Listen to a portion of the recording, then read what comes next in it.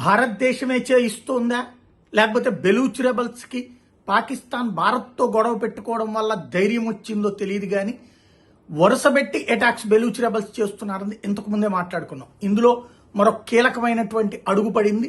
ఈవేళ ఒక పట్టణాన్ని స్వాధీనం చేసుకుని మరొక పట్టణం వైపుకి వెళ్తున్నారు అంటే ఈ లోపుగా కొంతమంది పాకిస్తాన్ సైనికులు ఎవరైతే అక్కడ శిబిరాల్లో ఉన్నటువంటి వాళ్ళు, ఎందుకంటే ఒక టీంని ఆల్రెడీ సరిహద్దులకు పంపించేశారు. కేవలం అక్కడ ఒక రకంగా చెప్పాలంటే 800 నుంచి 1000 మంది సైనికులు ఉండే చోట ఇప్పుడు 100 నుంచి 150 మంది ఉన్నారు. అందులో కొంతమందిని బెలూచ్ రెబల్స్ జైళ్లలో వేసేశారు, లేకపోతే వీళ్ళ దెబ్బకి వాళ్ళు పారిపోయారు, ఆ పట్టణాలని స్వాధీనం చేసుకుంటున్నారు. అదే సందర్భంలో దాదాపు 150 మంది దాకా గత 2-3 రోజుల నుంచి చంపారు. ఇప్పుడు తాజాగా చూస్తే బెలూచిస్తాన్ లిబరేషన్ ఆర్మీ అని చెప్పుకునేటటువంటి BLA పాకిస్తాన్ వాళ్ళ దృష్టిలో వాళ్ళు బెలూచ్ తిరుగుబాటుదారు లేకపోతే తీవ్రవాదులు.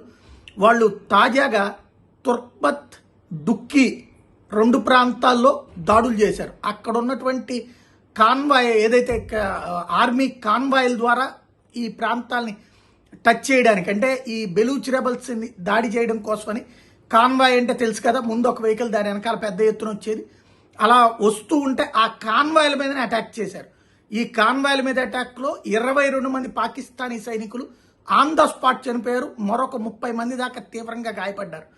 అదే సందర్భంలో 6 BLA ఫైటర్స్ కూడా, అంటే అక్కడే దిగినటువంటి మిగతా సైన్యం ఎదురు కాల్పులు జరపడంతో 6 ఈ బెలూచ్ లిబరేషన్ ఆర్మీకి సంబంధించినటువంటి వాళ్ళు కూడా చనిపోయారు.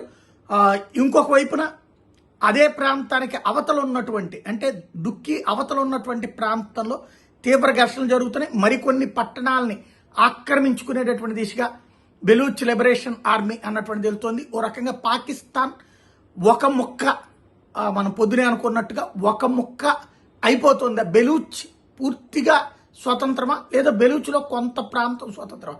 ఇంకో పక్కన అక్కడ ఏదైతే ఖైబర్ పఖ్తూన్లు వీళ్ళు ఎక్కువగా ఉండేటటువంటి ప్రాంతంలో తెహ్రీక్ తాలిబాన్ అక్కడ అటాక్స్ చేస్తోంది, అక్కడ సైన్యానికి నిద్ర లేకుండా చేస్తోంది.